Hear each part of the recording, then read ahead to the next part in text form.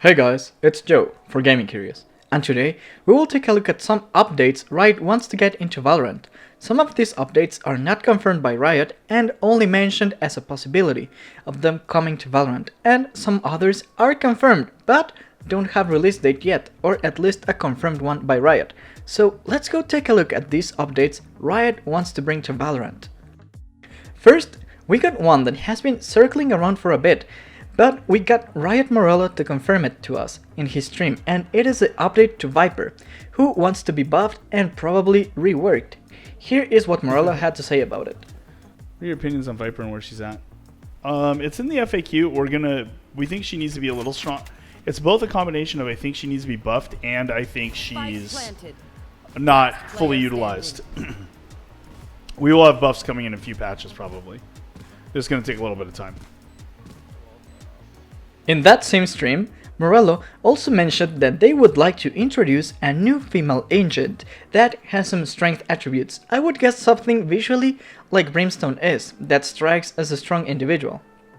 We don't have a good, I would call it strength stat based female character, which is something I really enjoy and I think is thematically something we could use. But he didn't mention on what this new agent really would be. But we were able to get him to tell us how is the process of adding a new agent to Valorant. So let's hear what Morello had to say about this. But what we actually do is, actually we just did some work on this today for very far future stuff. As we sit down and talk about the potential opportunities that we want to do and what we think player needs could be, what the roster needs, what's missing, what roles do we need to fill, what holes can we see happening.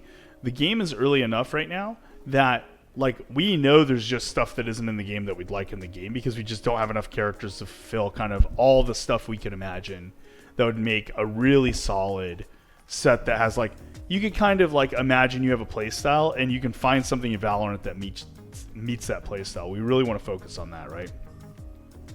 So we usually as a leadership team between art, narrative, design, and production sit down and go over those business opportunities, gameplay opportunities, art opportunities, narrative opportunities, and kind of mix and match and see what we have. And then we generate sort of high level needs. For example, Reyna from a high level needs standpoint is we really wanted to make sure we had a character that felt like a living reset machine, like a really hard carry. Could we make a character it's when you pick this character, you're saying, get on my back, we're going to go. And then they needed a lot of help to get those kills and set up, and the utility would have come from the rest of the team, and they would get the frags. And when they were successful, they would feel unstoppable, and when they're not successful, they would feel very weak. Before we even talk about anything about Reyna, we start with that idea. We start with just that focus of what would it take to make a carry in this game? And then we go over some different paper kits. We go over different... And then we go over all sorts of different options and potential kits or skills or focuses or mechanics that we could go on. We create some paper kits. We review them. Usually at this point, I've assigned a designer to it. The designer generates the paper kit. I review the paper kit. We talk about the opportunity. Does it meet these goals? What are some problems we see right away? Okay, let's get this into a test. And then from there, we start making the character and going through an iterative process. But it all starts with goals. It all starts with goals and needs first. Now, later in a game's life, I feel you get more of the kind of inspirations, the jinxes, where somebody draws a picture and you're we really want to go make that. And we're can we make this work? And then we go for it. But early on, it's about filling needs primarily. Does that make sense? This new probable agent won't come in any near future. The game is still quite young for Riot to be able to fill in the gaps that still don't quite exist to the players. But it is good to hear from the devs the plans for the game and how they tackle it. So thanks to Riot Morello to giving us that insight through his stream. With the full release of Valorant, ranked matchmaking got removed, and that is something Riot and many players want to get back into Valorant. But this will take some time to get back as well, since they want to give the opportunity to the new players to get a correct seating in unrated matchmaking to get the best results for the ranked matchmaking. We like this decision from Riot, because this will guarantee that the ranked matchmaking is not flawed, or at least with the least amount of flawed ranks as possible, which is something that will help the competitive nature of the game grow with the full release of Valorant. The next feature that has been confirmed that will be added to the game by Riot is Team Deathmatch, but it still has no confirmed delivery date. This is probably the update I am the most excited about, since I like to take some time to warm up before playing ranked or even going into a scrim.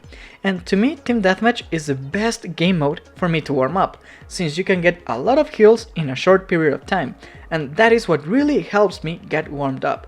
Especially since I am playing against other players and not really bots. That is a part that I am really grateful about Team Deathmatch.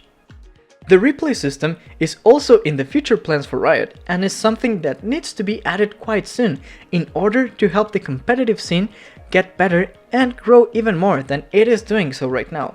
This is a feature I would like to see implemented in a similar way CSGO did it, or get it going faster and in a more solid way than the League of Legends replay system is, and not just hope for some third-party software to come in and help that issue. And for the last topic in our listing is agent skins. Many players have been wondering and pondering if agent skins will ever be part of Valorant. Riot has expressed in the past that it is not in their immediate plans for Valorant, but some Riot employees have hinted that it is in the works or as a project, and would make sense since players are already dropping quite large amounts of cash for gun skins, so I wouldn't doubt they would not pay for some cosmetics for their agents or even agent skins.